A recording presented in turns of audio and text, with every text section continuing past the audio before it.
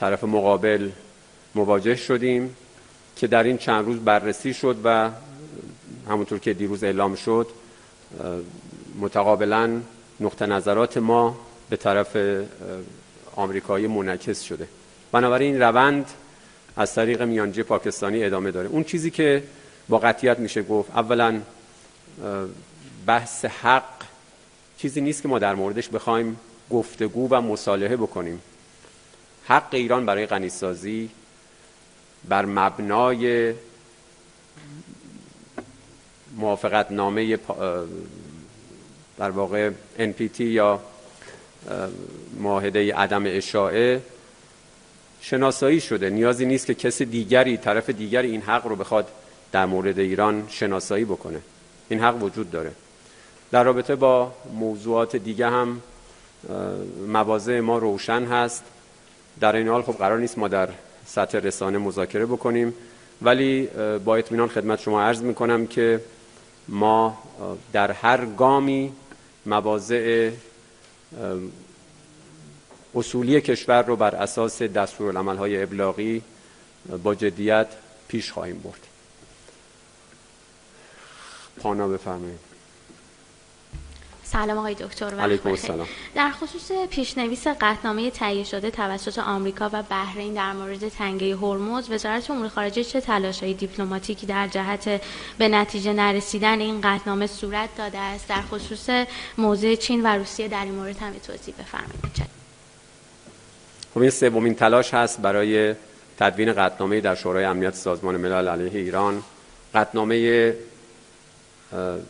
نخست که به تصویب رسید، خب قطعنامه بسیار رسوا کننده‌ای بود، از این جهت که کاملا واقعیت ها رو وارونه جلوه داد بدون اینکه کوچکترین اشاره‌ای بکنه به طرف‌های متجاوز. فقط ایران را مخاطب قرار داد و از ایران خواست مجموع اقداماتی رو انجام بده. قطعنامه دوم که باز هم توسط بحرین و چند کشور دیگه پیشنهاد شده بود، با وتو چین و روسیه مواجه شد و فکر می‌کنیم این اقدام بسیار مسئولانه‌ای بود، به خاطر اینکه در ادامه قطعنامه اول این بحث مطرح شده بود. در روزهای اخیر بحث قطعنامه دیگه‌ای مطرح هست. این قطعنامه هم بر اساس الگوی دو قطعنامه پیشین از جمله قطعنامه اول طراحی شده. نادیده گرفتن واقعیت‌های کاملا واضح، اینکه وضعیت ناامنی در تنگه هرمز و خلیج فارس ناشی از تجاوز نظامی آمریکا و رژیم صهیونیستی است. شورای امنیت نمیتواند این واقعیت روشن رو نادیده بگیره و صرفاً ایران رو متهم بکنه به ناامن‌سازی منطقه. این به هیچ عنوان قابل پذیرش نیست. ما در تماس مستمر با کشورهای عضو هستیم، هم در نیویورک و هم از طریق دو جانبه با چین و روسیه هم در ارتباط هستیم.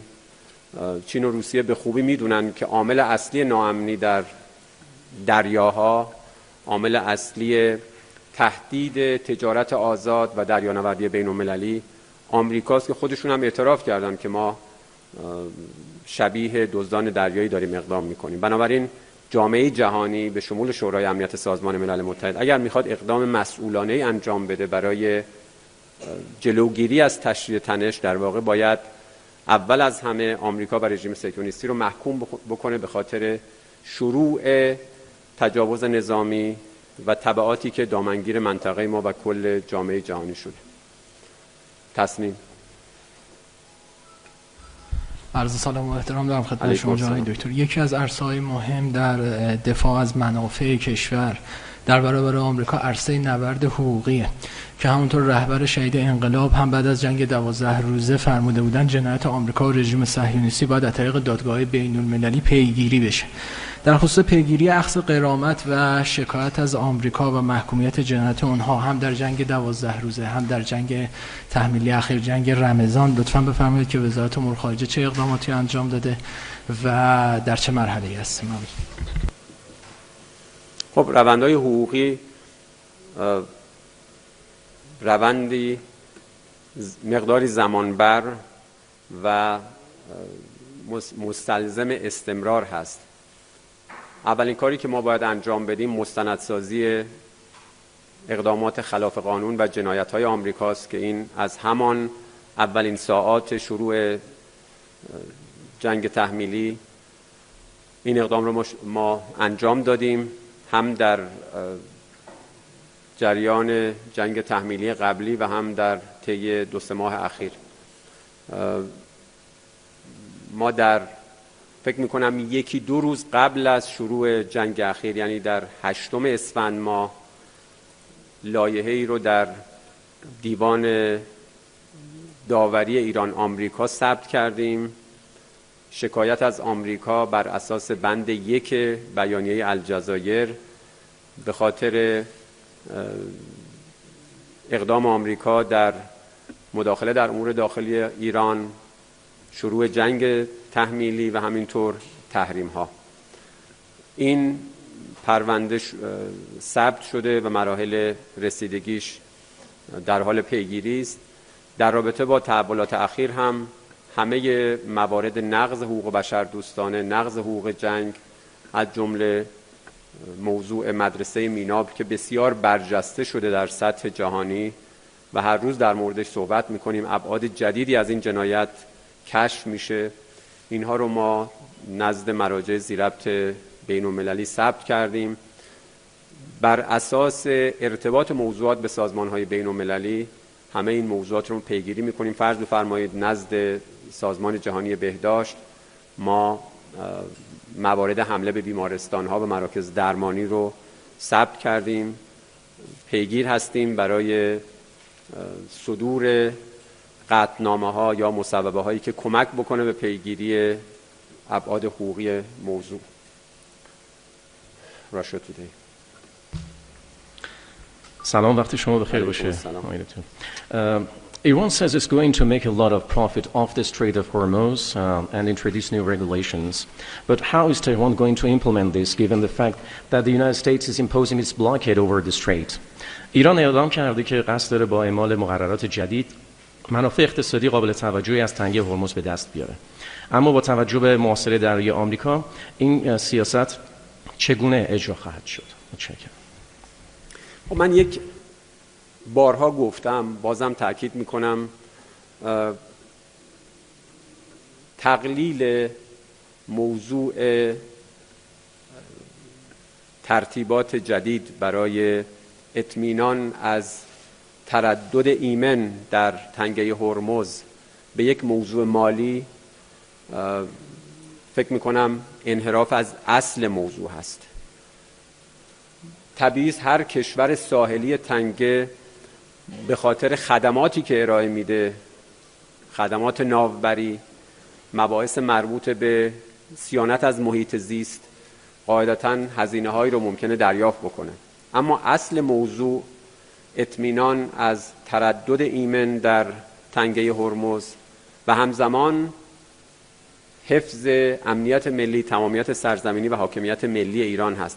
فراموش نکنیم که اساساً دلیل این که ایران و عمان به این فکر افتادن که سازوکارهایی رو تعریف بکنن برای اطمینان از تردد ایمن کشتی‌ها از تنگه هرمز اتفاقاتی بود که از 9 اسفند حادث شد. بنابراین این موضوع هم مبنای حقوقی داره، هم مبنای منطقی داره. اینکه ایران و عمان به عنوان دو کشور ساحلی سازوکارهایی رو تعریف بکنن بر اساس مقررات حقوق بین الملل با توجه به عرف بین الملل برای اینکه تردد امن و ایمن از تنگه هرمز صورت بگیره و قاعدتاً خب انجام این امر هزینه هایی رو در پی خواهد داشت که این هم امری پذیرفته شده در سطح بین المللی است. مهر. خدا قوت آقای بقایی، خسته نباشید. رسانه ها و تحلیلگرهای مطرح آمریکایی و اسرائیلی خبرهایی رو منتشر میکنن و از شکست ناپذیری ایران سخن میگن. و به آمریکا طعنه میزنن که در برابر ایران شکست خوردن. شما این خط رسانه‌ای و تحلیلی رو چطور ارزیابی می‌فرمایید؟ آیا بیشتر به دنبال تحریک کردن آمریکا و اسرائیل هستن یا خیر؟ متشکرم. برای ما مهم ارزیابی‌های خودمون هست. ما همونطور که از تهدید دشمن هراس نداریم، از تمجید دشمن هم قرار نیست دچار ذوق زدگی بشیم. ما توانمندی‌های خودمون رو میدونیم، بهش ایمان داریم و بر اساس اونها برنامه‌های آتیمون رو در مقابله با دشمن تنظیم میکنیم. ایران. سلام جناب آقای، وقتتون بخیر باشه. شما یه توضیحاتی فرمودین در مورد متن اصلاحی که از طریق میانجی پاکستانی بین ایران و آمریکا رد و بدل میشه، ولی سوالی که در ذهن من شکل گرفته مربوط به خبری که فکر کنم 2 روز پیش یکی از خبرگزاری‌ها منتشر کرد به نقل از منابع آگاه 5 شرط آمریکا که در برابر 5 شرط ایران مطرح شده و کاملا شرایط مقابل همدیگه قرار داشت.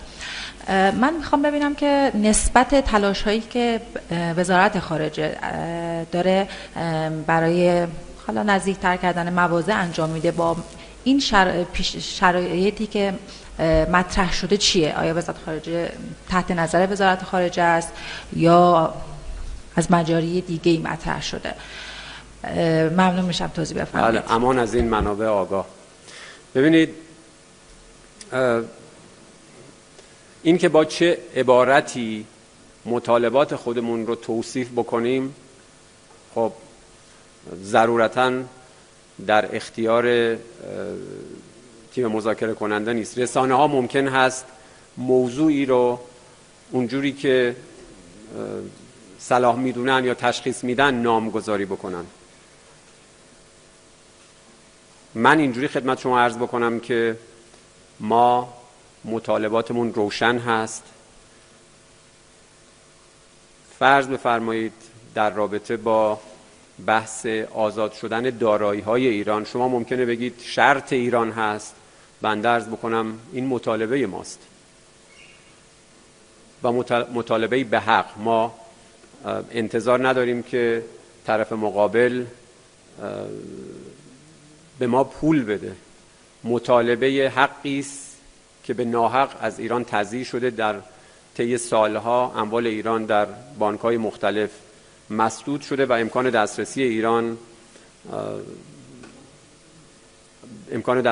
به اونها وجود نداره.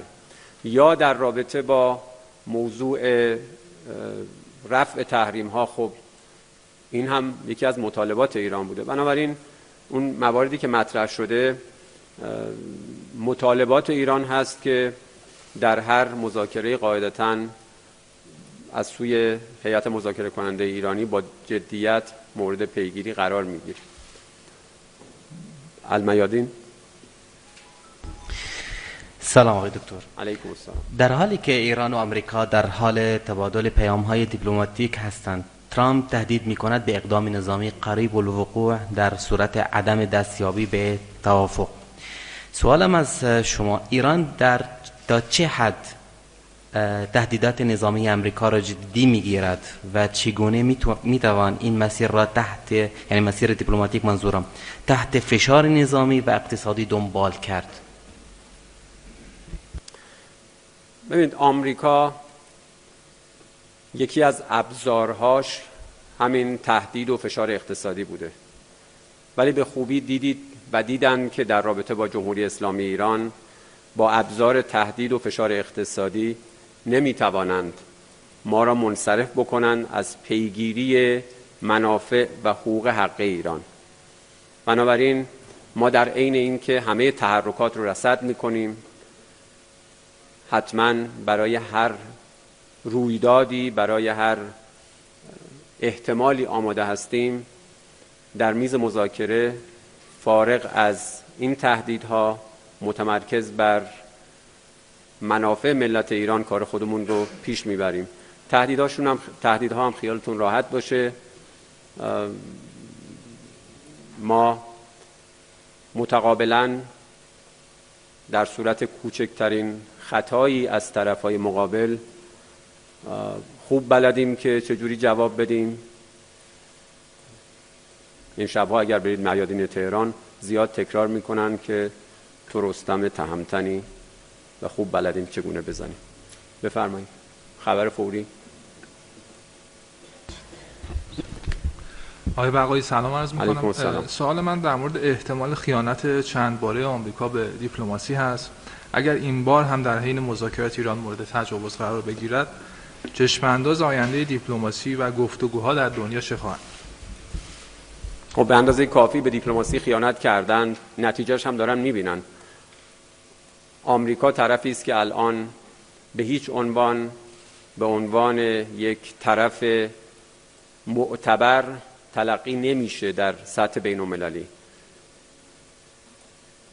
دیدگاه‌های متناقض، اظهار نظرهای ضد و نقیض، همه اینها باعث شده که هیچ کشوری در دنیا ادعاهای آمریکا، ژست‌های آمریکا در رابطه با دیپلماسی و مذاکره رو جدی نگیره و ما هم به نوبه خودمون از ابتدا عرض کردیم با بدگمانی عمیق، با سوء ظن شدید در هر روند دیپلماتیکی مشارکت کردیم برای صیانت از منافع ملی ایران و عقل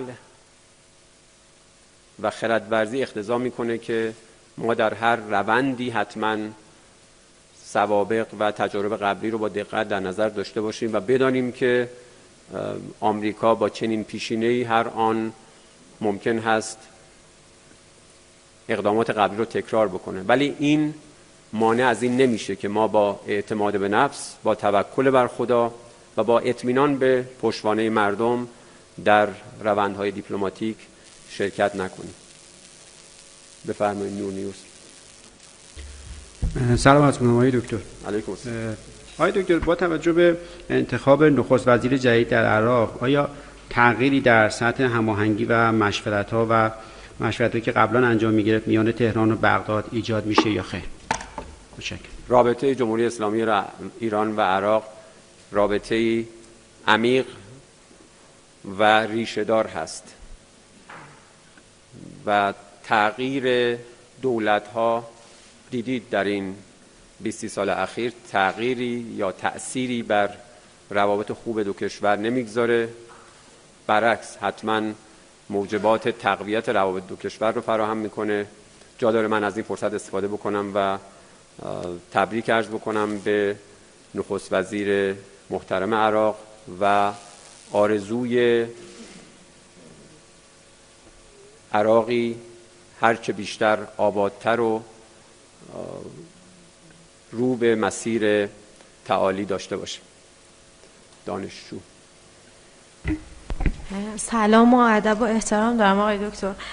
در خصوص حمله کویت به شناور ایرانی و دستگیری اتباعمون خواستم بدونم آخرین وضعیتشون به چه صورت هستش و چه اقداماتی تاکنون برای آزادی اونها و پاسخگو کردن کویت انجام شد. خب این اقدام غیر قابل قبول و کاملا ناشایستی بود. فضاسازی خبری که در رابطه با این موضوع انجام شد برای ما قابل درک نیست، به خاطر اینکه روابط بین دو کشور همسایه اقتضا میکنه در این موارد اگر هم مسئله‌ای وجود داره از طریق مجاری دیپلماتیک به صورت متعارف به ما منعکس میشد و ما بررسی میکردیم. این که به نوعی حمله بکنن به یک شناور مرزبانی ایرانی و بعد در مورد اون اتهامهایی رو مطرح بکنند، این به هیچ عنوان با اصل حسن همجواری سازگار نیست. ما از طرف کویتی انتظار داریم که هرچه سریعتر زمینه آزادی شهروندان ایرانی رو فراهم بکنه و دوچار کلیشه هایی که متاسفانه به ویژه در این 2-3 ماه توسط برخی طرف‌هایی که هیچ ارزشی برای امنیت و روابط خوب بین همسایگان قائل نیستند دوچار اینها نشن. بفرمایید. آنا.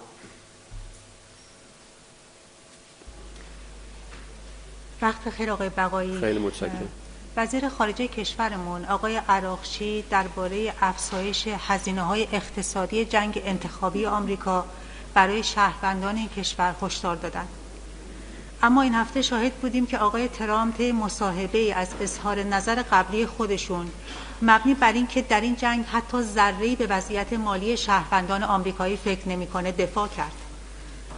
اساساً هشدار دادن به چنین آدمی چه فایده‌ای داره و تضاد دیدگاه ما و آقای ترامپ از کجا ناشی میشه؟ ممنون میشم. خب این نگاه بر این مبناست که ما قبلا هم گفتیم ما هیچ دعوا و دشمنی با مردم آمریکا نداریم. این جنگی است که توسط هیئت حاکمه آمریکا بر ملت ایران تحمیل شده و هزینه‌های سنگینی رو هم بر شهروندان آمریکایی تحمیل کرده، صرفاً برای تأمین مطامع نامشروع رژیم صهیونیستی در منطقه و اینکه مقامات آمریکایی خودشون اصرار دارن که اصلاً هزینه‌های اقتصادی برای شهروندانشون اهمیتی نداره. این خودش باز تناقض روشنی است، چون قبل از این میگفتن که این جنگ رو برای مقابله با یک تهدید قریب الوقوع از سوی ایران شروع کردن، خاطرتون هست، و البته بعدها برخی دیگه از مقاماتشون گفتن که این در راستای حمایت از رژیم صهیونیستی بوده. این تناقض‌گویی ها نشون میده که اساساً این جنگ هیچ دلیل و توجیهی نداشته جز پیشبرد اغراض رژیم صهیونیستی در منطقه و از این حیث خب مقامات آمریکا باید پاسخگو باشن به شهروندان خودشون و نه تنها شهروندان خودشون بلکه به افکار عمومی جهانی، به این دلیل که جنگ تحمیلی علیه ایران تبعات بسیار زیادی برای کل دنیا ایجاد کرده. پرستیوی. Thank you very much, Mr. Spokesman. The question I would like to ask is regarding the recent trip of the U.S. President to China. The White House has announced after this visit that the U.S. and China have agreed that Iran should not acquire nuclear weapons and the Strait of Hormuz should remain open for all passages. So I would like to know what your stance as the Iranian Foreign Ministry is regarding these comments.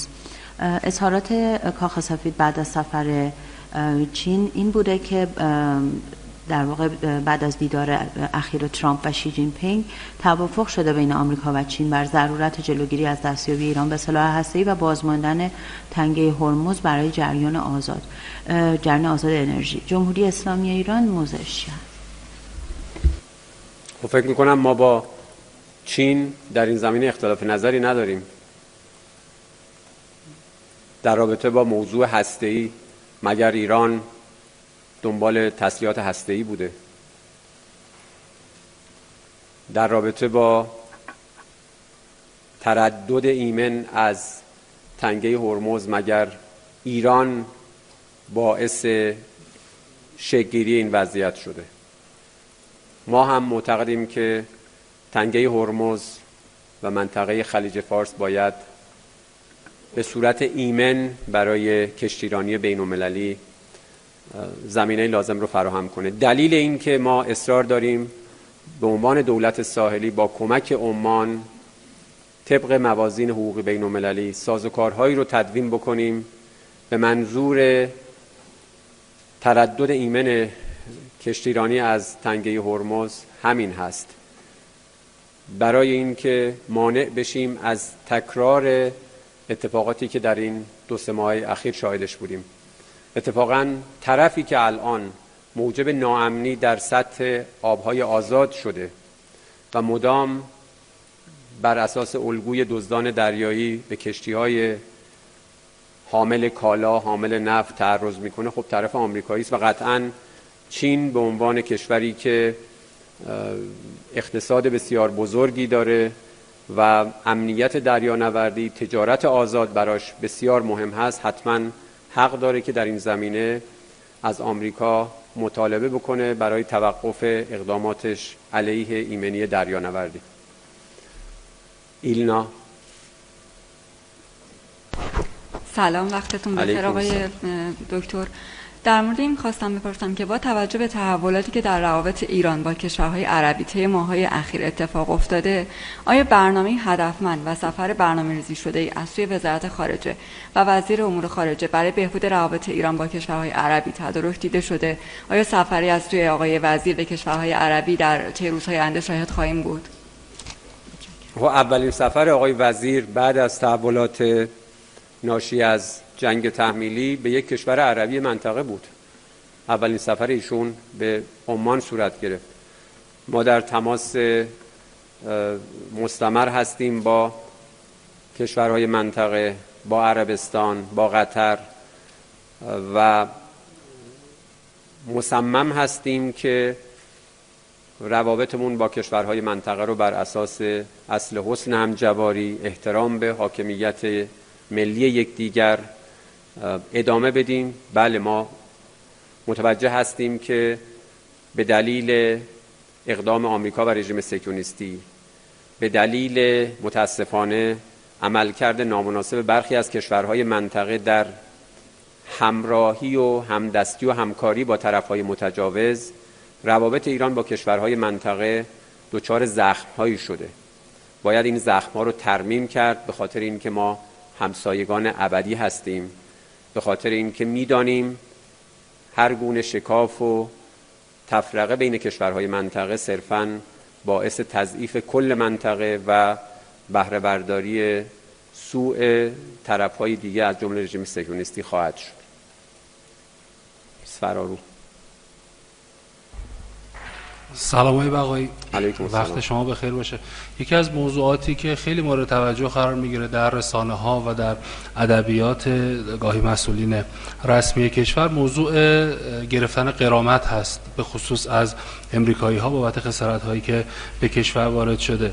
می‌خواستم ببینم که این موضوع الان در چه وضعیتی هست، آیا پیگیری میشه، به چه صورت، چقدر عملی هست، و اینکه خب میدونیم شما مشغول مستندسازی در واقع آثار این جنگ در ایران هستید برای ارائه به مجامع بین‌المللی و ثبت اونها. آیا در این مستندسازی ها به رقمی رسیدیم از اینکه چه میزان در واقع خسارت به صورت مستقیم و غیر مستقیم به کشور وارد شده؟ متشکرم. در مورد میزان خسارت قاعدتاً دستگاه اقتصادی، بانک مرکزی، وزارت اقتصاد صلاحیت اظهار نظر دارند. من مطلع هستم که در این زمینه ارزیابی‌های دقیقی صورت گرفته. در مواردی موضوع همچنان در دست بررسی است، به خاطر اینکه خیلی از موارد با گذر زمان مشخص میشه. من به عنوان نمونه خدمتتون عرض میکنم، در سفری که پنجشنبه و جمعه به استان کردستان داشتم، مواجه شدم با جنایاتی که در حق آثار فرهنگی و تاریخی ایران صورت گرفته و در رابطه با این خسارت ها اساساً قابل احصا نیست، مگر میتوان آسیب به فرهنگ و تاریخ و اشیای فرهنگی یک کشور رو واقعاً با عدد و رقم تقویم خسارت کرد. بنابراین این موضوعی است که به صورت مستمر در حال پیگیری است. در رابطه با بحث جبران خسارات وارده به جمهوری اسلامی ایران، این یک خواسته منطقی است، به خاطر اینکه این جنگ غیرقانونی بود.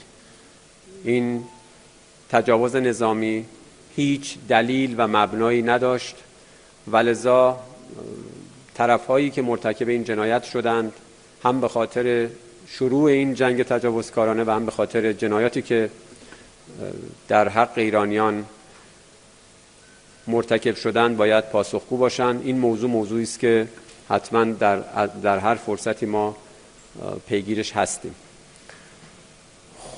بفرمایید شما. من تابلوتون رو نمیبینم.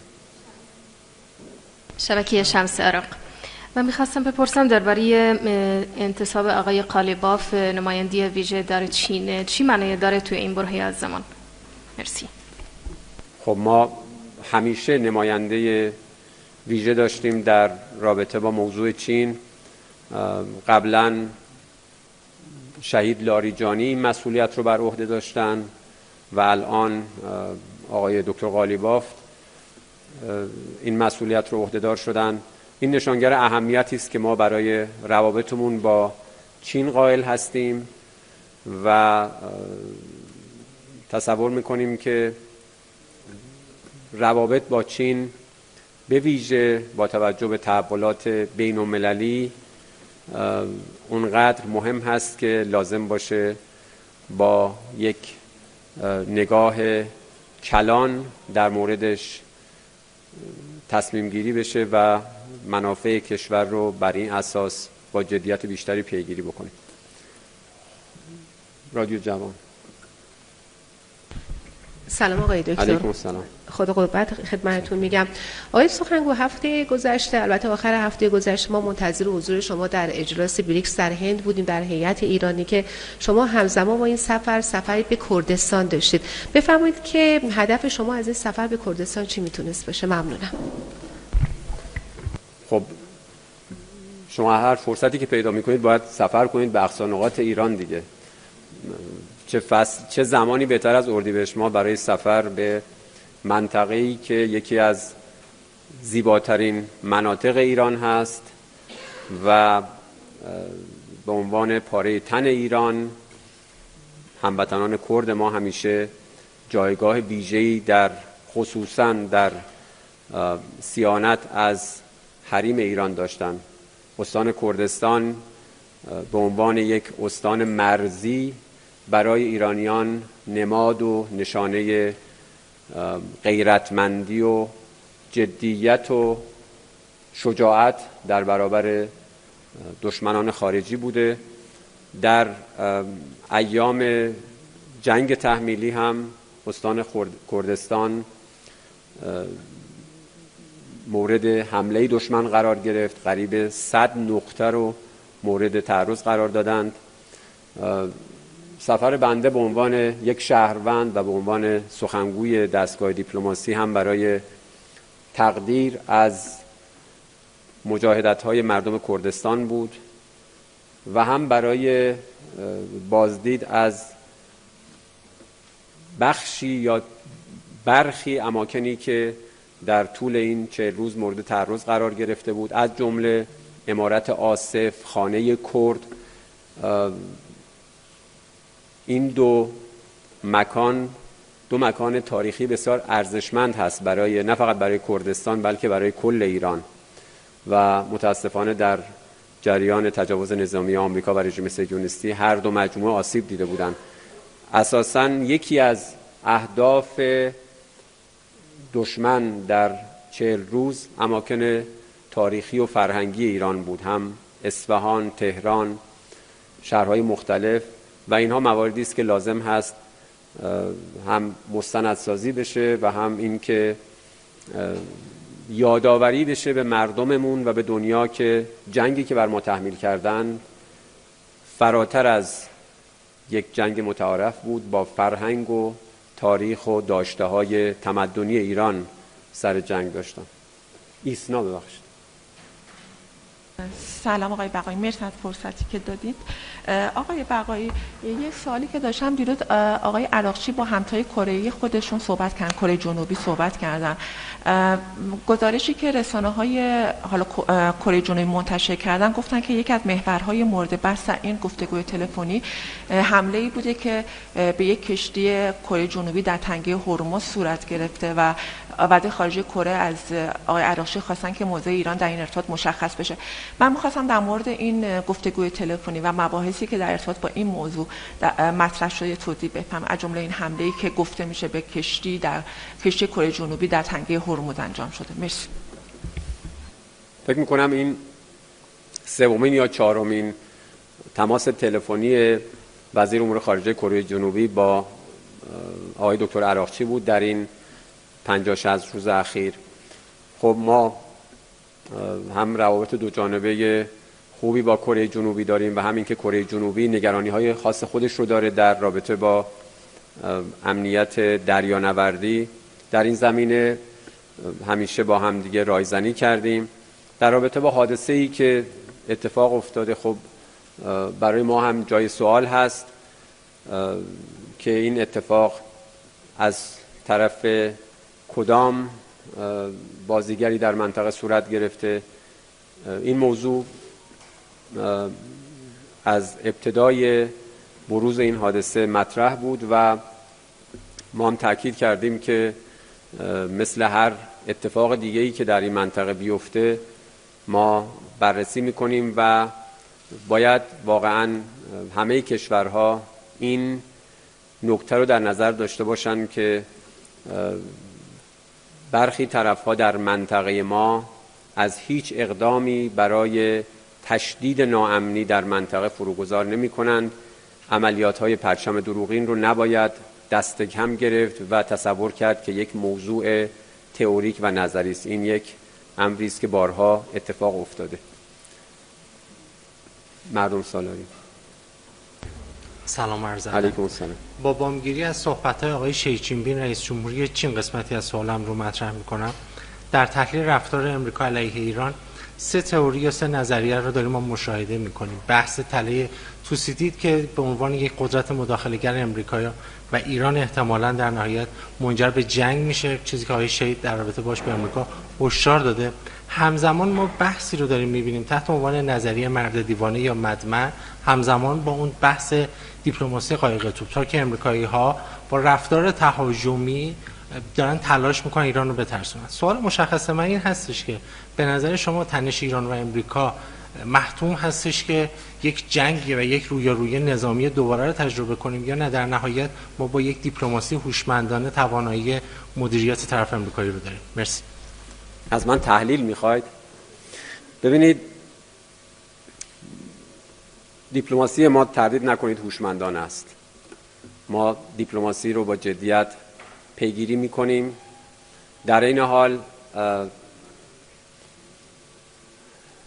قرار نیست ما مقهور رفتارهای ضد و نقیض و تهدیدهای طرفهای مقابل بشیم. ما با تمام توان برای هر سناریویی آماده هستیم و همونطور که در این 40 روز نیروهای مسلح ما نشون دادن، در صورت هر اقدام دیوانه‌واری حتما با تمام توان پاسخ خواهیم داد و این رو من به شما اطمینان میدم که حتما نیروهای مسلح ما هم سورپرایز های جدیدی برای دشمن خواهند داشت. اقتصاد معاصر بفرمایید. جناب آقای بقایی سلام، وقتتون بخیر. لطفاً در مورد آخرین وضعیت تصویب طرح رژیم حقوقی تنگه هرمز و اقدامات وزارت امور خارجه در این مورد توضیح بفرمایید. متشکرم. توضیح ندادم در این مورد. ببینید، در اون چیزی که به وزارت خارجه مربوط میشه عرض کردم. ما در رایزنی با عمان این موضوع رو پیگیری میکنیم. در رابطه با سایر بخش‌های کشور هم هر جا که لازم بشه، هر جا که از ما بخواند، از جمله مجلس شورای اسلامی، نقطه نظراتمون رو ارائه میکنیم و انشالله نهایتاً به یک جمع‌بندی که به بهترین وجه مسائل کشور رو تأمین بکنه خواهیم رسید. بفرمایید. روس پلاس. سلام آقای بقایی. علیکم السلام. اونطور که تو اخبار اومده عربستان توافقی برای عدم تعارض منطقه‌ای با ایران ارائه کرده. لطفاً جزئیات این پیشنهاد رو بفرمایید که با توجه به حضور پایگاه نظامی آمریکا تو منطقه اساساً چنین توافقی ممکن خواهد بود. من نمیتونم بگم که طرح خاصی ارائه شده. اون چیزی که روشن هست، همه کشورهای منطقه با توجه به تحولات 40 روز جنگ و ناامنی که حضور نظامی آمریکا بر منطقه تحمیل کرد،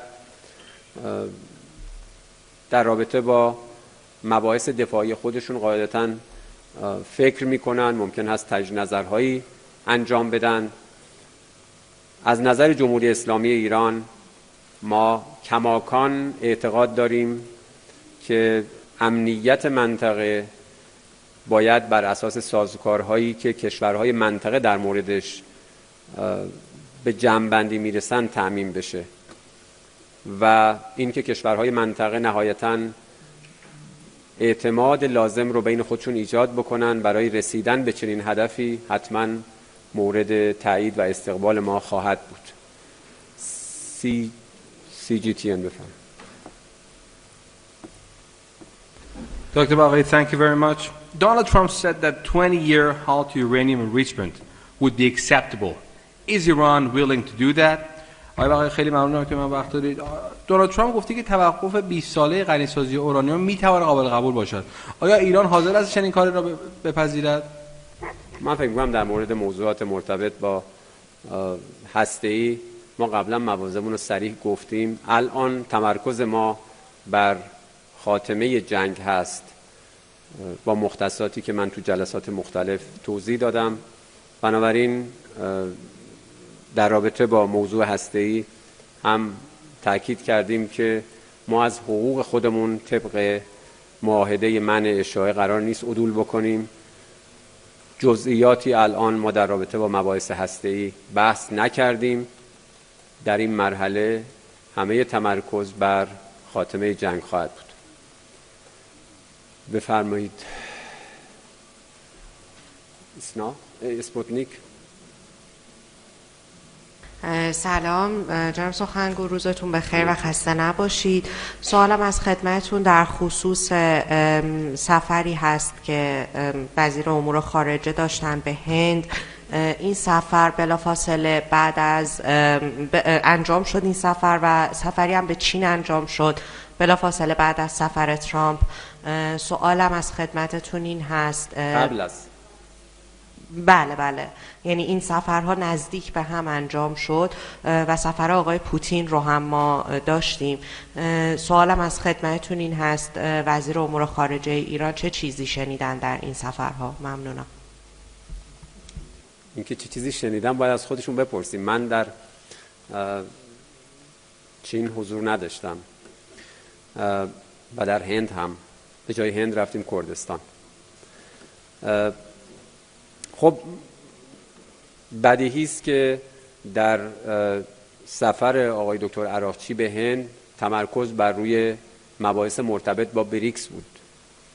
سفر هند برای شرکت در اجلاس وزرای خارجه بریکس بود. در اونجا با تعدادی از وزرای خارجه شرکت کننده رایزنی شد. همینطور با وزیر خارجه هند.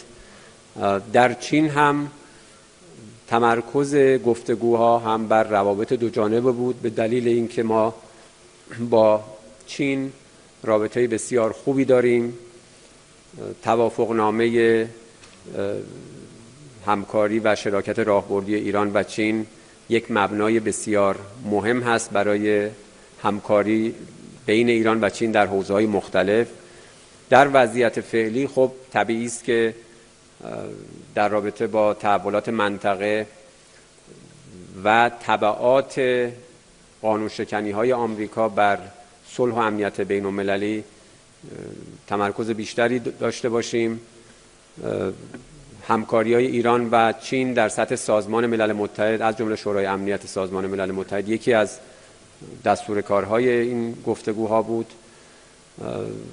فکر می‌کنیم که ما با چین همینطور با روسیه به عنوان دو عضو شورای امنیت سازمان ملل متحد که مسئولیت بسیار مهمی دارند در رابطه با حفظ صلح و امنیت بین‌المللی این رایزنی‌ها و تماس‌ها رو باید با قوت ادامه بدیم. خب دو سوال دیگه و من خداحافظی می‌کنم. تابناک بفرمایید. سلام دکتر، خسته نباشید.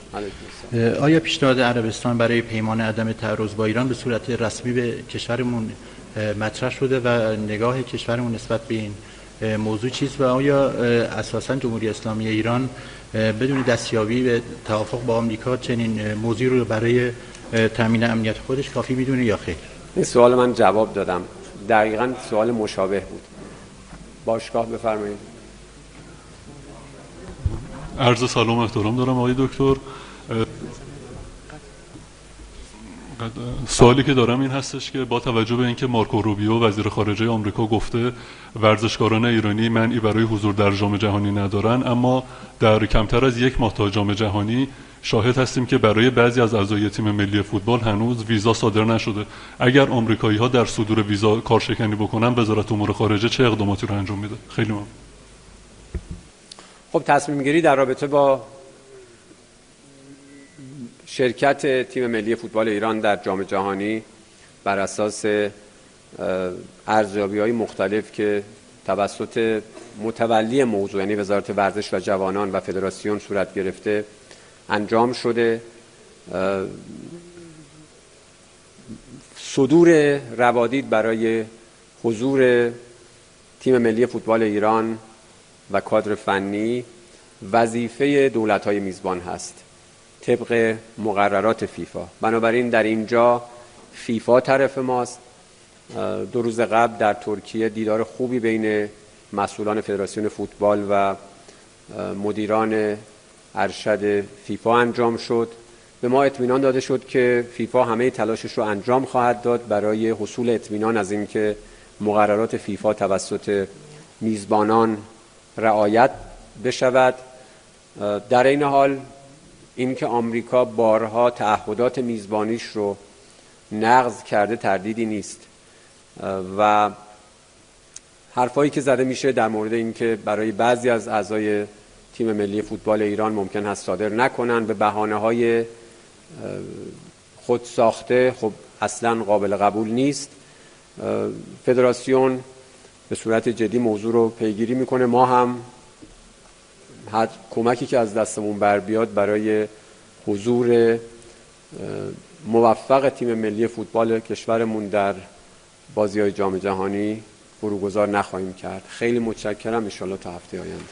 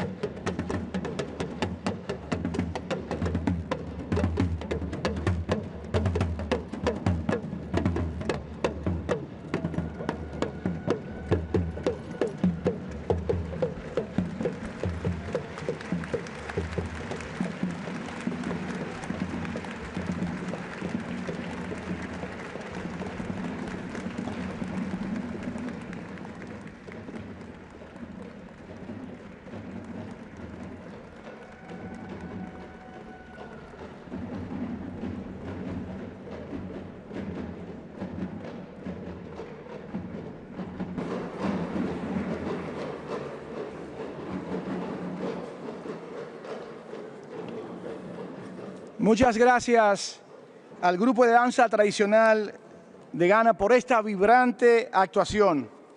A continuación, tengo el privilegio de invitar a nuestro invitado especial de honor, al excelentísimo señor John Dramani Mahama, presidente de la República de Ghana, a dirigirse a la Asamblea.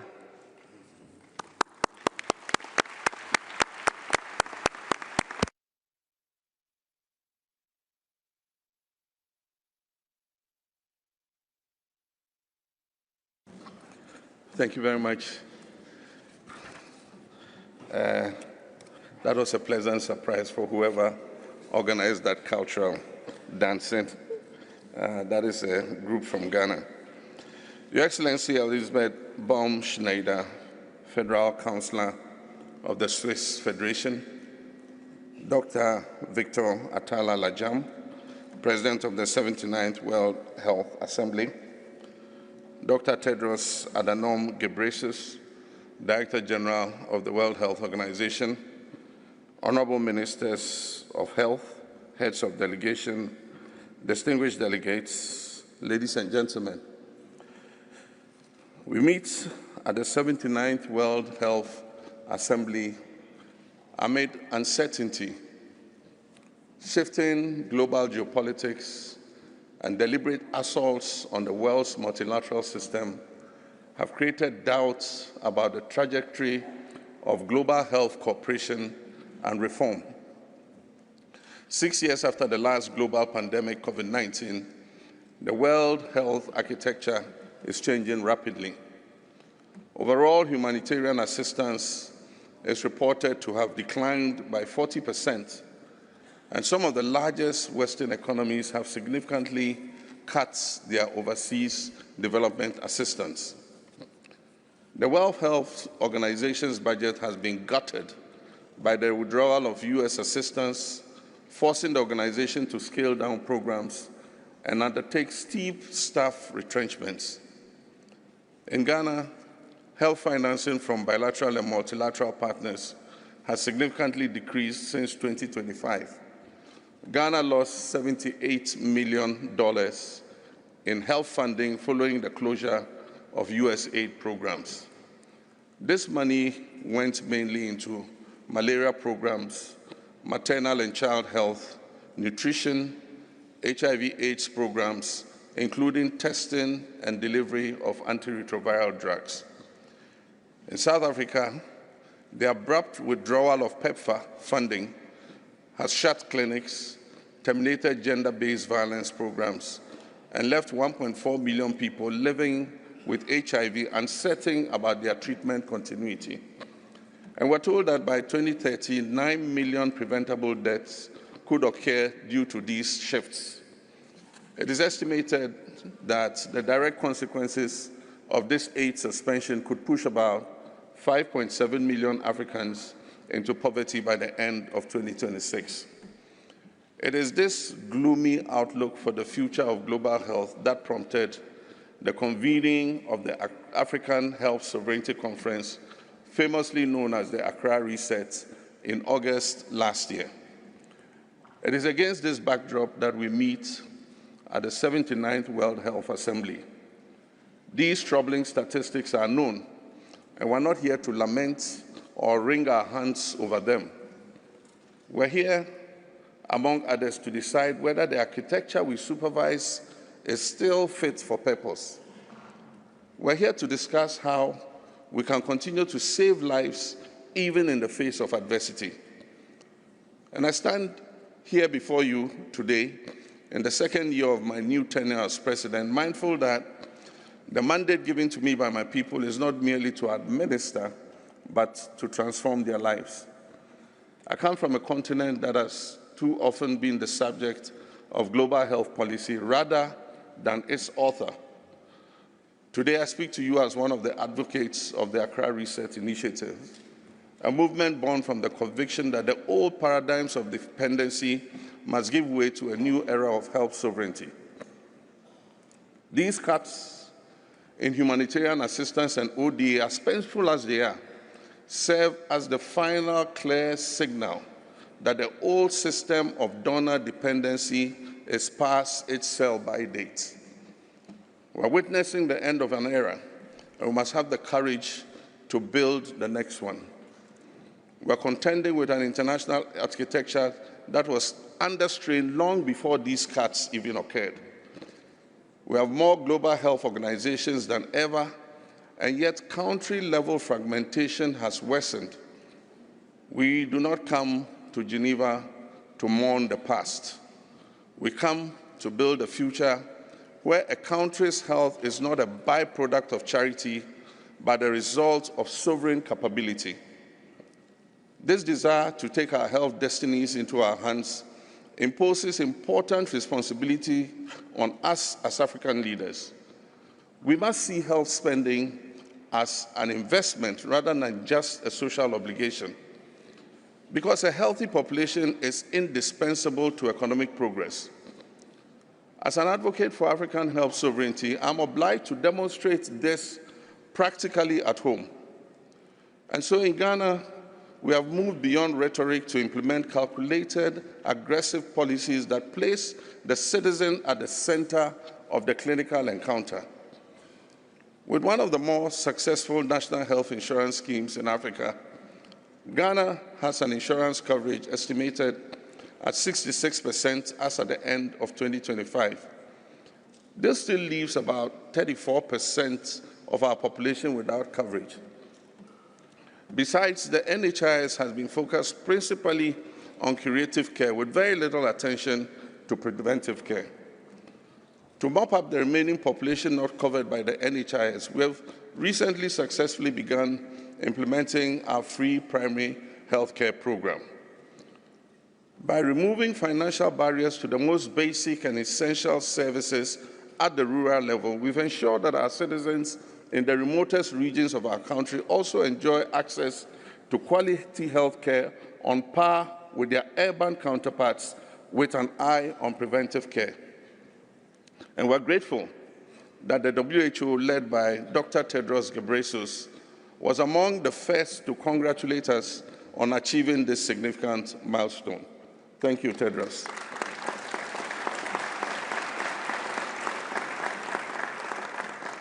We have revitalized our national health insurance scheme, the NHIS.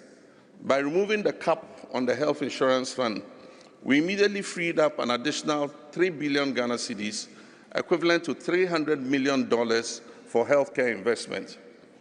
We've also streamlined national health insurance scheme operations by eliminating bottlenecks, utilizing digital tools, including AI, to detect fraudulent claims, and most importantly, prioritizing prompt refunds to service providers.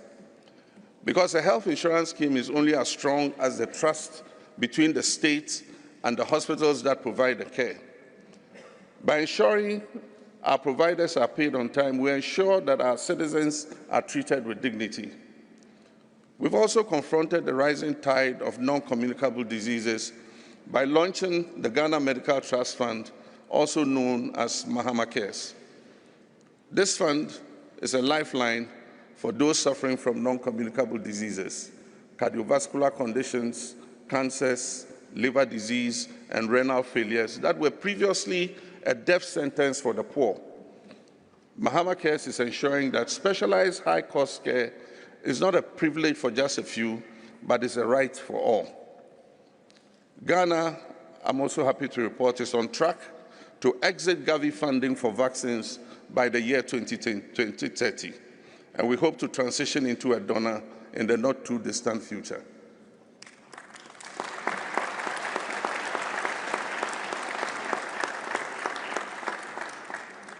These domestic achievements are the foundation of my leadership of the Accra Reset Initiative. Ladies and gentlemen, this Assembly is set to consider a proposal for joint process to reform the global health architecture. Ghana, having co-chaired the working group for the Lusaka agenda, welcomes this. But as a committed apostle of reform of the world health architecture, I'm concerned about whispers I have heard that the current draft resolution seeks to protect existing organizational mandates and prohibit the recommendation of mergers or consolidations. In Mali, the Dogon people warned that do not let the sight of those eating roasted maize force you to cook your maize seeds.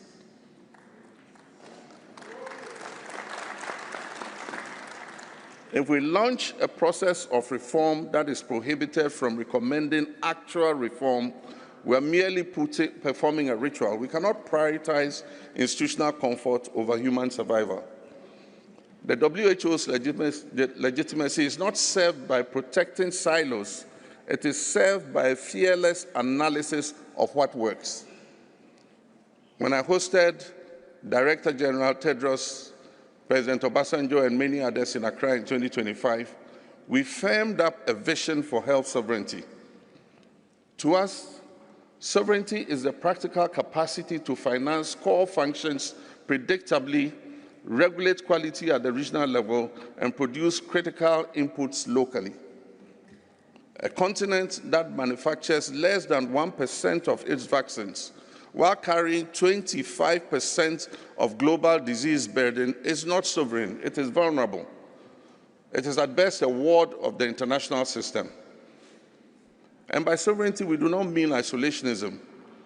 We're advocating the practical capacity of a nation to finance its own core functions, regulate its own quality, produce its own medicines, and govern its own data.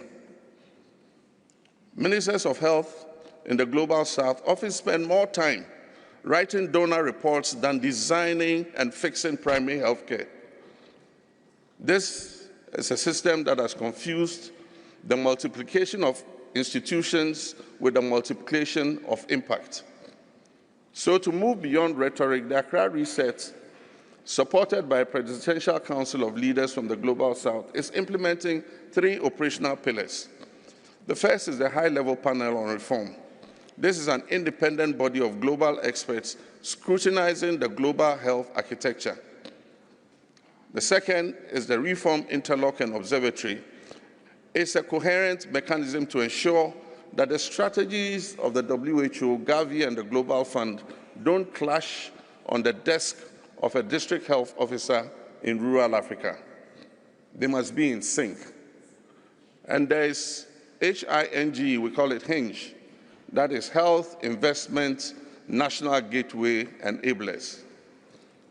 This will serve as the operational engine that converts political will into bankable, executable investments in local manufacturing and bioinnovation. In Ghana, we're leading by example. Our 2026 budget committed 34 billion Ghana cedis, equivalent to $3.4 billion to health and expanded coverage to 20 million people. We're not lecturing from theory. We're building the evidence of what a sovereign health system should look like. And as I prepare to join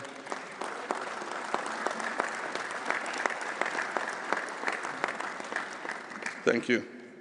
And as I prepare to join many of you at our side event later today to discuss health sovereignty in depth, I leave this assembly with 3 requests, 3 asks. First, let us not let reform be a ceiling. If we are to fix the system, we must be brave enough to look at institutional mandates and mergers without fears. Second, let us invest in execution. The world does not need more communiques. It needs deal rooms, local factories, and resilient supply chains. And third, let us measure success by the clinic, not the conference. The only metric that matters is whether a child in the Global South has a reasonable chance of survival as a child in the Global North. Colleagues, the old global health order built in the aftermath of a different century is tottering. But a new order is rising. And this will be an order that is defined by agency, not aid, by partnership, not paternalism. And it is being built for the mother in the Global South, who, even as we speak this morning, will be delivering her child under the light of a lamp tonight. In Africa, we have a saying that one who plants the tree does not always sit in its shade. The reforms we are discussing today are for the generations we may never meet. And yet let our seriousness today be the shade they will rest in tomorrow. And so on this note, I thank Dr. Tedros and the WHO for your leadership, and I thank you to be a special guest at this assembly. I thank you for your partnership.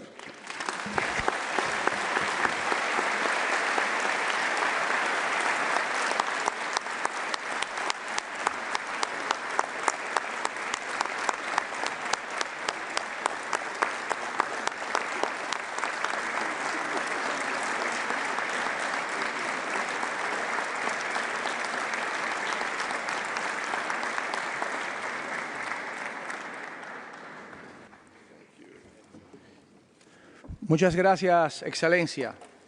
Tengo el honor de invitar al excelentísimo señor Emmanuel Macron, presidente de la República Francesa, a pronunciar su intervención.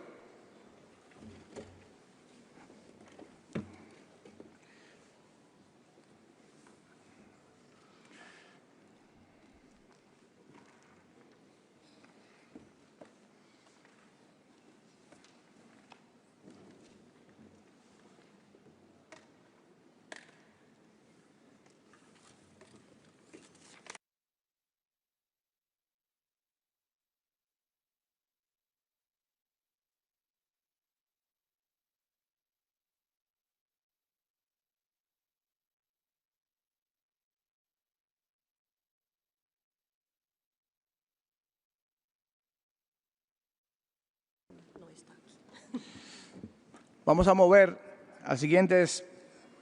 Tengo el honor de invitar al excelentísimo señor Ahmad al-Shara, presidente de la República Árabe Siria, a pronunciar su intervención.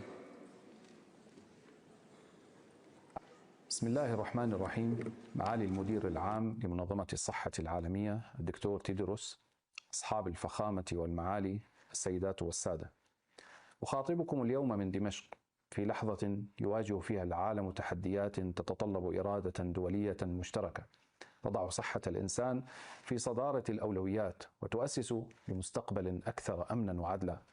وتأتي مشاركتنا في أعمال الدورة 79 جمعية الصحة العالمية لتؤكد أن سوريا وهي تمضي بخطى واثقة في مسار التعافي تؤدي اليوم دورا محوريا وفاعلا في صياغة أمن صحي إقليمي وعالمي مستدام.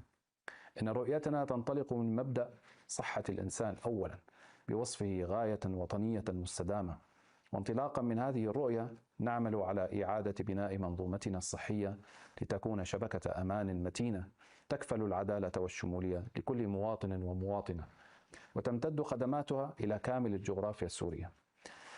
وتضع جمعيتكم الموقرة الارتباط الوثيق بين تغير المناخ والصحة في صدارة أولوياتها، فإن مسيرة الإعمار في سوريا تؤسس لواقع بيئي وصحي مستدام يصون أمن أجيالنا القادمة. ولأن الاستقرار الإنساني هو جوهر الاستدامة، فقد التزمنا وطنيا بطي صفحة المخيمات بحلول عام 27 و2000، إذ نرى في هذا الهدف تجسيدا عمليا لخطة العمل العالمية للمناخ والصحة. فالطريق الأساس لحماية الإنسان من التداعيات المناخية يكمن في تأمين عودته من البيئات الهشة إلى رحاب الاستقرار والحياة الآمنة والكرامة الإنسانية. السيدات والسادة، إن التحديات الكبرى التي واجهناها والتي نتجاوزها اليوم بثبات منحت بلادنا منعة تجعلها ركيزة أساسية في حماية الأمن الصحي العالمي، ونحن نمضي في مشروعنا الوطني مستندين إلى إرادة شعبنا وطاقاته وإلى كفاءات السوريين حول العالم الذين يمثلون رصيدا وطنيا وشريكا أصيلا في بناء وطنهم في تكامل مع الشراكات الدولية والتعاون العالمي المثمر. ومن هذا المنطلق تحضر سوريا اليوم لترسخ شراكات بناءة تقوم على تبادل الخبرات والموارد لخدمة صحة الإنسان، ونمد أيدينا لنضع تجربتنا قيمة مضافة في هذا الجهد الإنساني المشترك. أشكر لكم اهتمامكم، ولكم من دمشق ومن شعب سوريا كل التقدير والسلام.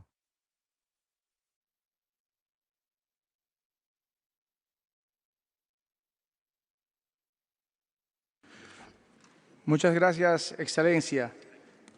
Tengo el honor de invitar ahora a la excelentísima señora Mia Mottley, primera ministra de Barbados, a pronunciar su intervención. What does it profit the world to win the argument and lose the people? The argument over who pays, the argument over who waits, the argument over whose suffering counts and whose can be deferred. Dr. Tedros, my brother and Director General of the World Health Organization, Your Excellency John Dramani Mahama, my dear brother, President of Ghana, Ministers of Health, distinguished delegates, friends. We meet when the world must decide what kind of civilization.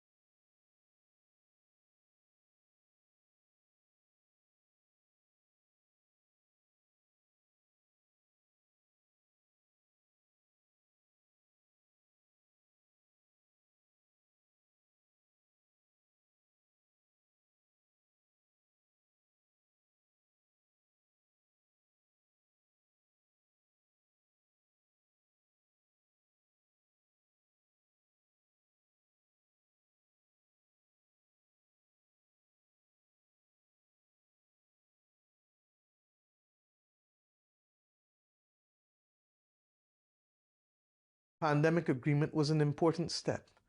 This assembly must finish the work that gives its meaning, fair access to pathogens, data, vaccines, diagnostics, and treatments. Equity cannot be an appendix to security. My friends, equity is security. For small island developing states, this is lived existence. In Barbados, we have said that health is not only what happens in a hospital ward. It happens in the household, in the school, in the supermarket, the workplace, in the atmosphere itself. We can measure the acceleration of the climate crisis with precision. However, we struggle to change the habits that effectively take our people from us through diabetes, hypertension, heart disease, cancers, and of course, mental distress. This is why the Bridgetown Declaration on NCDs and mental health was never merely a Caribbean document. It was a warning and a roadmap. Climate, debt, commercial determinants of health, mental health, and non-communicable diseases are all one story, carried in the bodies of our people. So again, I ask, what does it profit the world to win the argument and lose the people? Barbados is not waiting to be rescued. We cannot afford to. We have invested in people and science. Our Best Dos Santos Public Health Laboratory has been recognized as a WHO National Influenza Center, and it proves that small states can meet global standards. We're building pharmaceutical manufacturing capacity out of necessity, building on what we had from the 19th century as an initial pharmaceutical fill and finish firm. Supply chain resilience begins when we stop accepting dependency as our destiny. My friends, small states are not asking for pity. We're asking for a system that recognizes reality. Vulnerability is not measured by income alone. Fiscal space must be judged alongside climate risk, debt burden, disease burden, and yes, the cost of survival. The Bridgetown Initiative taught the world that development finance must be redesigned for the century in which we live. The same is true for health financing. Emergency money must move with the speed of emergency. The WHO must not be asked to protect 8 billion people on planet Earth on the basis of uncertain contributions and political mood swings. My friends, declarations will not heal a child. Speeches will not train a nurse. Resolutions will not stock a pharmacy.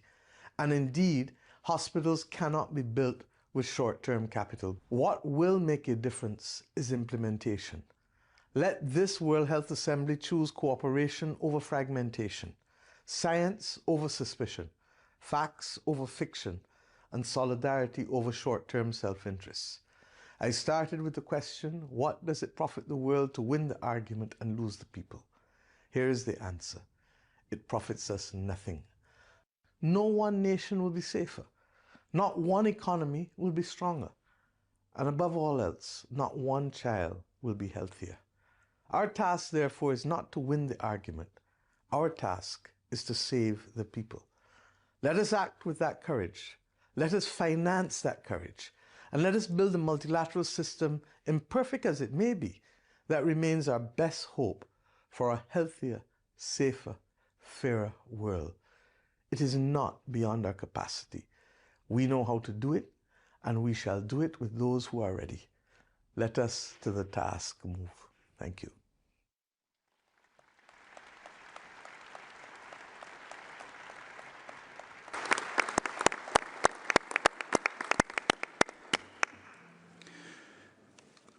Muchas gracias, Excelencia.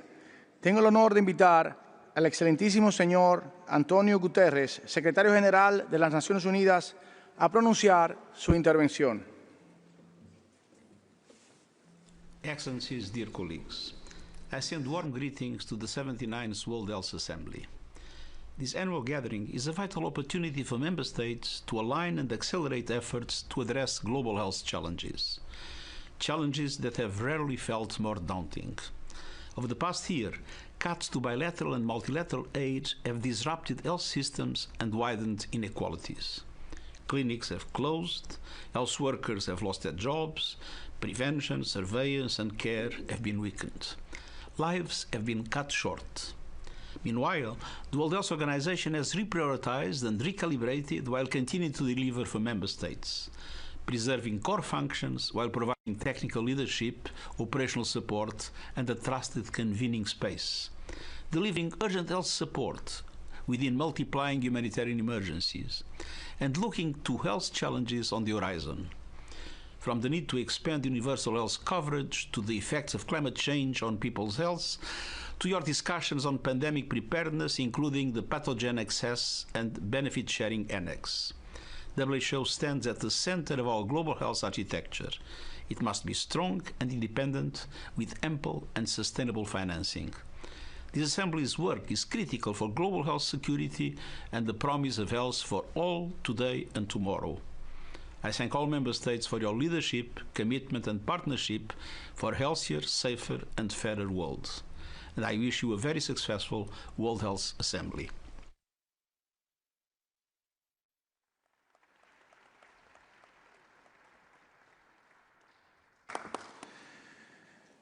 Muchas gracias, señor Secretario General. Quisiera expresar mi más sincero agradecimiento a todos los oradores invitados por habernos honrado con su presencia y con sus intervenciones en video. Ahora tengo el gran placer de invitar al doctor Tedros, Director General de la Organización Mundial de la Salud, a pronunciar su intervención.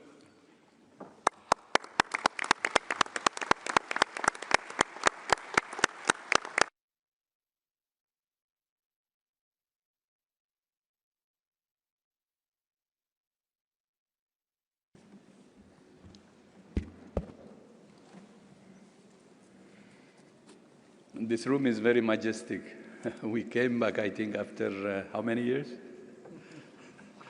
6 or 7. Your Excellency John Mahama, President of Ghana, Your Excellency Elizabeth Boume Schneider, Federal Councillor of the Swiss Confederation, President of the 79th World Health Assembly, Dr. Victor Atala Lajem, the UNOG Director General Tatiana Valoyova, Excellencies, Honorable Ministers, and Heads of Delegation, dear colleagues and friends. Good morning and welcome. And my thanks to Your Excellency, Councillor Boume Schneider, for your warm welcome and for Switzerland's continued hospitality in hosting WHO and the World Health Assembly. My thanks also to Your Excellency, President Mahama, for honoring us with your presence and for your inspiring message today. Thank you for your leadership over the past year, especially in launching the Accra Reset at the Africa Health Sovereignty Summit in August, where I was honored to join you. And also would like to thank the President of Syria the Prime Minister of Barbados, and our Secretary General for their messages today. This time last week, I was in Spain, where we had just completed the successful disembarkation and repatriation of the passengers aboard the MV Honduras. I thank His Excellency Prime Minister Pedro Sanchez and Minister Monica Garcia Gomez, who is with us today, for their outstanding leadership and partnership in response to the hantavirus outbreak. Muchas gracias, Minister.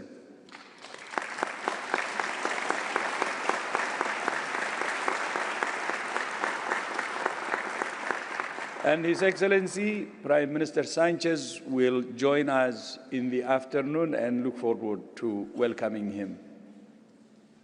And as you know, yesterday I declared a public health emergency of the international concern over the Ebola outbreak in the Democratic Republic of the Congo that has already spread to Uganda.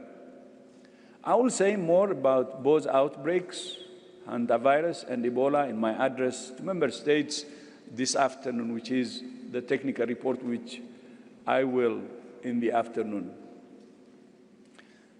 These two are just the latest crises in our troubled world. From conflicts to economic crisis to climate change and aid cuts, we live in difficult and dangerous and divisive times. As you all know, WHO has itself been through a difficult period as a result of sudden and steep cuts to our funding.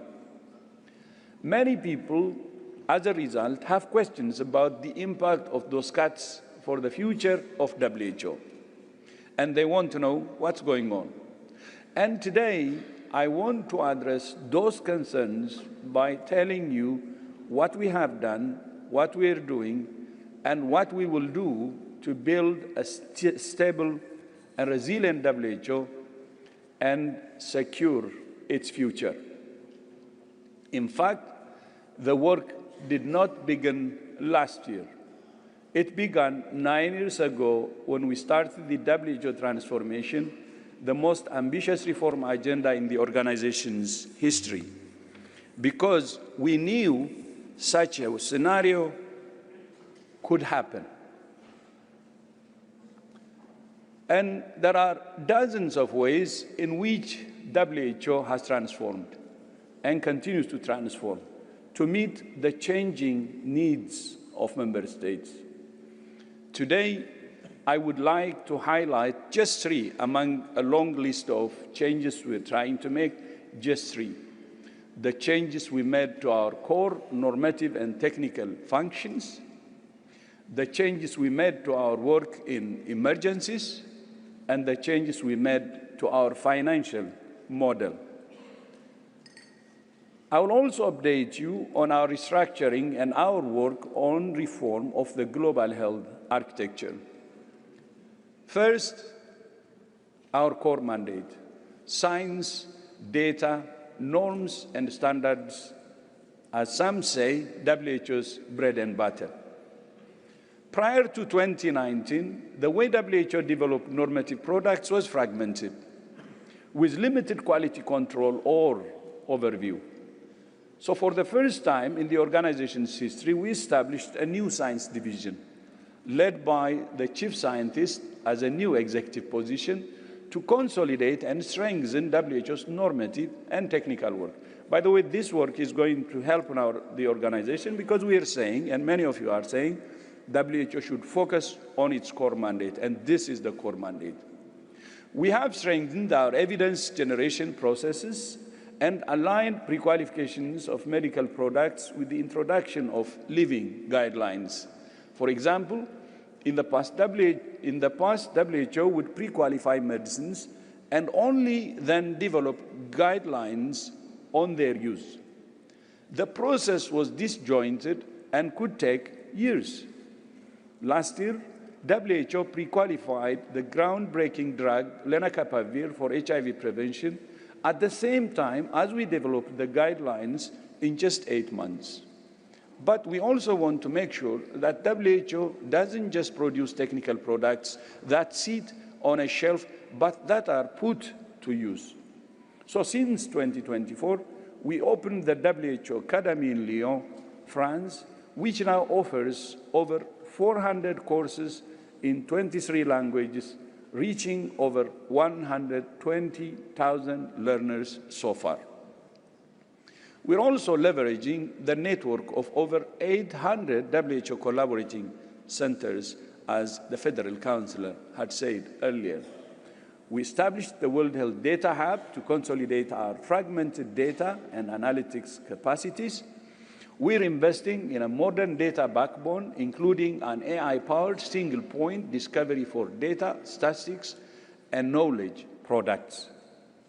We continue to modernize interoperability standards, including ICD-11, which is accessed 4 million times daily in 15 languages. And to support countries to harness the power of digital technologies and artificial intelligence for health, we established a dedicated department at headquarters with focal points across all 6 regions.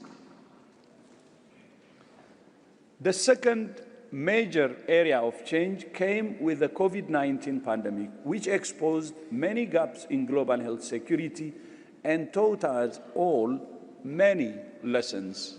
And based on the gaps we identified, I will focus on 6 today, we're changing. And first, we saw the world needed enhanced capabilities to identify and respond to threats faster.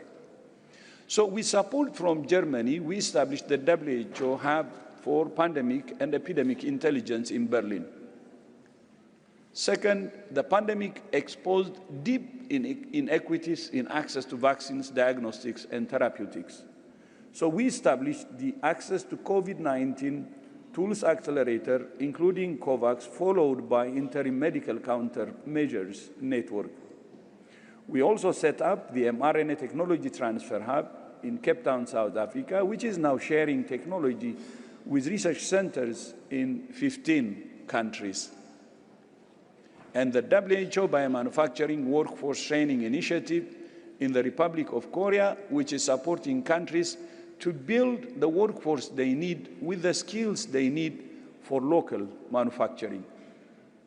Third, to strengthen national capacity, together with the World Bank, we established the Pandemic Fund, which has so far disbursed $1.4 billion in grants to 128 countries. We also established the Universal Health and Preparedness Review, a peer review mechanism to build national capacity and enhance accountability. And fourth, to improve coordinated global sharing of pathogen materials, we established the WHO BioHub here in Switzerland, again, as Federal Councillor said, which has now shared 165 samples. And fifth, to enhance emergency workforce capacity, we established the Global Health Emergency Corps, which recently ran its second simulation exercise, involving 600 health emergency experts and 25 partner organizations from 26 countries and territories. And six, we recognized that we needed to reform the governance of global health security to bring everything together into a cohesive whole. At this assembly 2 years ago, member states adopted a set of amendments to the international health regulations. And last year, you adopted the WHO Pandemic Agreement, a landmark instrument of international health law. The final remaining piece of the puzzle is the pathogen access and benefit sharing system, as has been said earlier by previous speakers, the PABS Annex. Of course, we had all hoped that negotiations would be completed in time for PABS to be adopted at this assembly.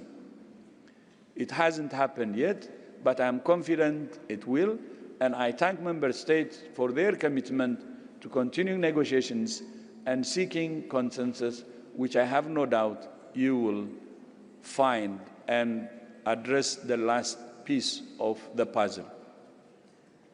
The third major area of transformation and arguably the most significant is the historic change we're making the way WHO is financed. As they say, the economy is stupid.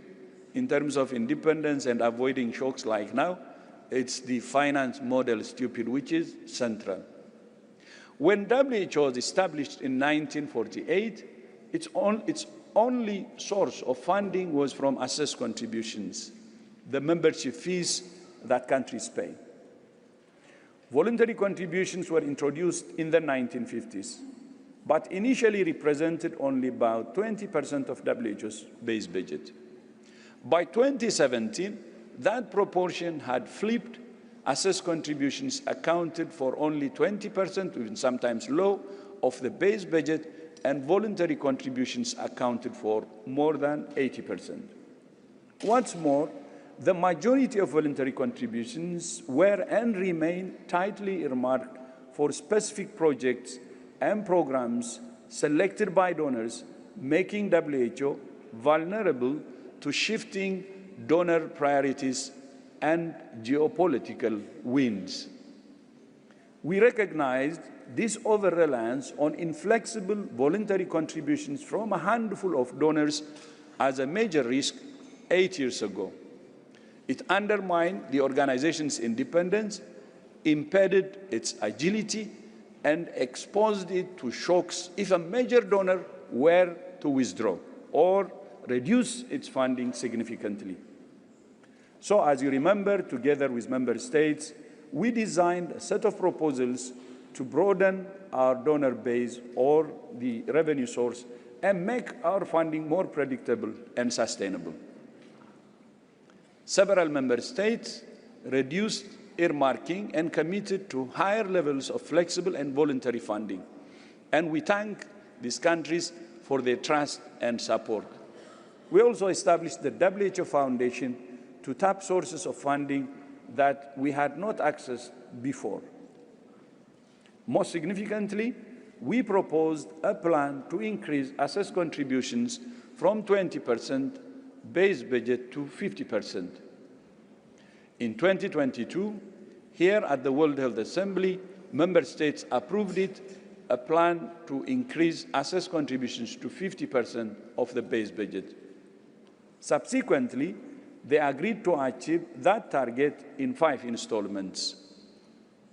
The first 2 have already happened, and the remaining 3 are due in 2027, 2029, and 2031. We cannot overstate just how transformational this change has been, and will continue to be, for safeguarding WHO's institutional independence and for protecting the organization against shocks like the shock that happened last year. If the first 2 installments had not happened, the impact of last year's funding cut would have been much worse, as you can imagine. Excellencies, honorable ministers, dear colleagues and friends, there are 3 key areas in which WHO has transformed: science, emergencies, and finance, among others. Now, I would like to update you briefly on the comprehensive process of prioritization and realignment that we have undergone in the past 16 months. Although the first 2 increases in assessed contribution cushioned the impact of the funding cuts we faced, they could not insulate us fully. In close consultation with member states, we reduced our program budget and undertook a rigorous analysis of every office and every program. Unfortunately, we were left with no choice but to say goodbye to a large number of dedicated, hardworking colleagues, and I would like to place on record my deep gratitude to all of them for their commitment and service. We have now completed the restructuring process. We have reached a position of stability and are moving forward with purpose and confidence. The crisis actually brought clarity and confirmed that what we have been doing the last 8 years actually is the right road to stability. We project that for the current biennium, 90% of the base budget is funded. However, we recognize that in the current environment, the remaining 10% will not be easy to mobilize. And because the majority of voluntary contributions remain earmarked, we continue to see pockets of poverty in many areas of our work. That makes it essential that Member States fulfill their commitment to approving the remaining 3 increases in assessed contributions and to fully honoring the commitments you made in the investment round. At the same time, the work of reforming WHO to make it leaner and more effective, focused on its core mandate and efficient, will continue. There is always room for improvement. There are always lessons to learn. There are always things we can do better, should do better, and will do better. For us, I would like to assure you that change is a constant, and we will continue to change, not for the sake of change, but for the sake of countries and the people we serve. In some areas, this will require stepping back from work that others are better placed to perform. Because, after all, WHO is only one part of the global health architecture.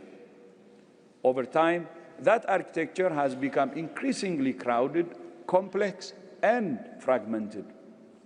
It's time for a renovation to build a new global health architecture fit for the future.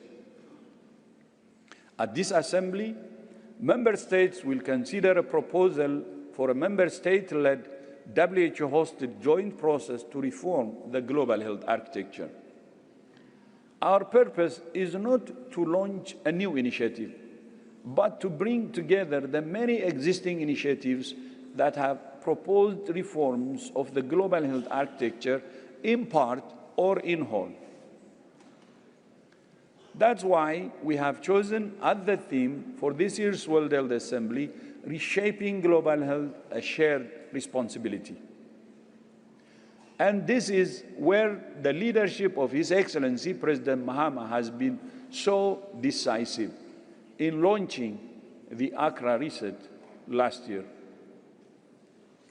In the past year, many countries have experienced severe disruptions due to sudden and steep cuts in the development assistance. Those disruptions and the damage they caused to the health of individuals, families, and communities were regrettable and avoidable. But they had an intended benefit. They prompted many leaders to say now is the moment to leave behind the era of donor dependency and open a new era of health sovereignty. This is the message of the Accra Reset, and the echoes of Accra are now resounding in Geneva and around the world. Thank you, Your Excellency, for your leadership on this. And you are very clear also in your message today.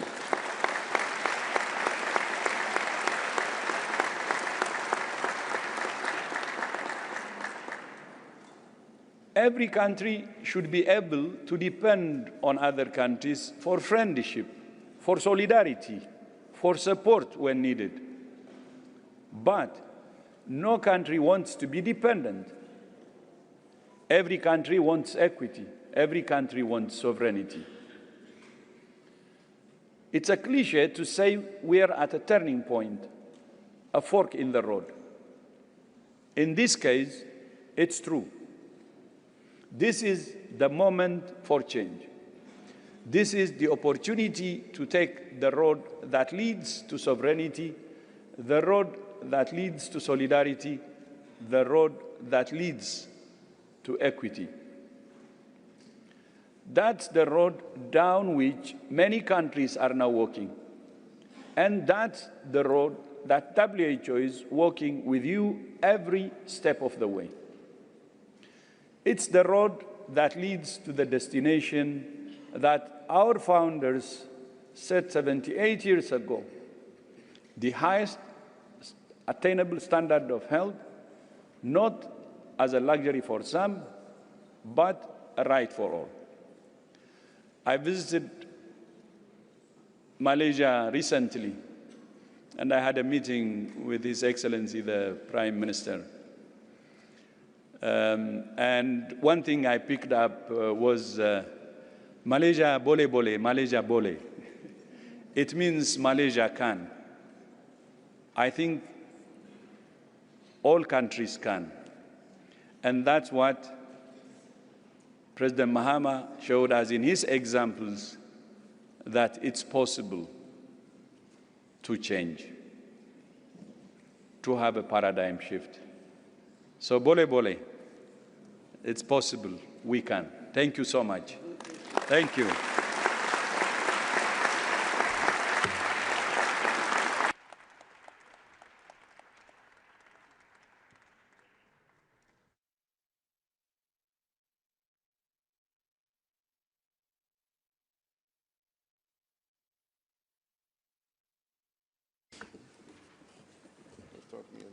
Muchas gracias. Thank you very much, Dr. Tedros. Se me ha informado ahora que el director general desea reconocer la labor de varias personas excepcionales por su extraordinaria dedicación y su compromiso con el avance de la salud mental. Pero antes de proseguir con los premios, vamos a disfrutar de una actuación del ballet dominicano en Europa. Adelante, por favor.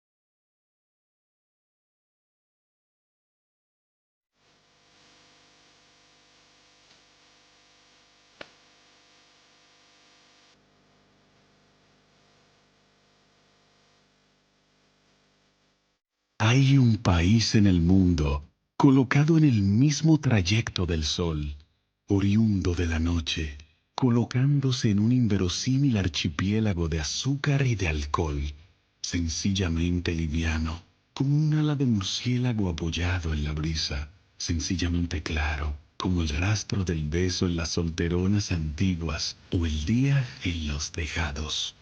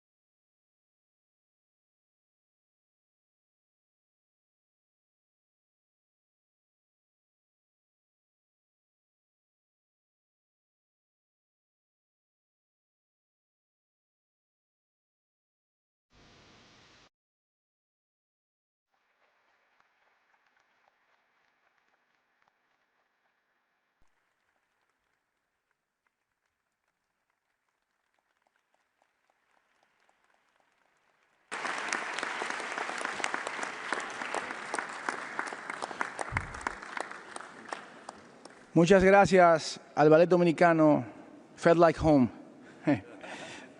Dr. Tedros, les ruego ahora que proceda a entregar los premios a los líderes de la salud mundial galardonados.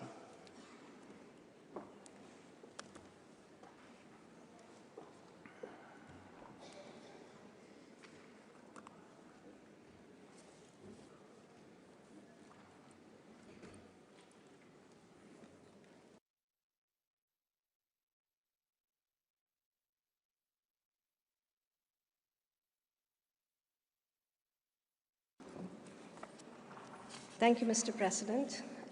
It's my honor to now invite His Excellency President Mahama and the Director General Dr. Tedros for the awards ceremony.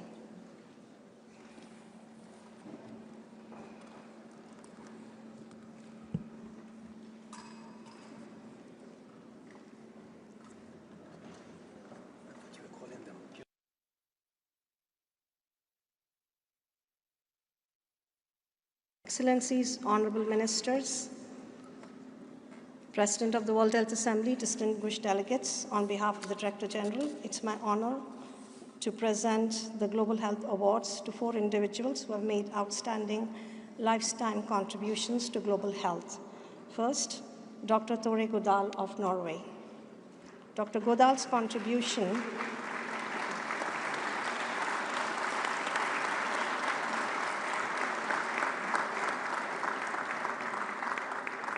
Dr. Godal's contribution to global health is immense. He was instrumental in establishing numerous global health initiatives, including Gavi, CEPI, the Global Fund, Every Woman, Every Child Initiative, the Global Financing Facility, Rollback Malaria, the Medicines for Malaria Venture, and others.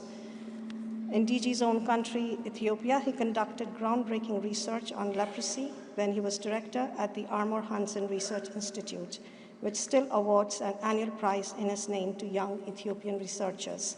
He brought his knowledge and experience to WHO as director of the Special Program for Research and Training in Tropical Diseases, or TDR. In that role, he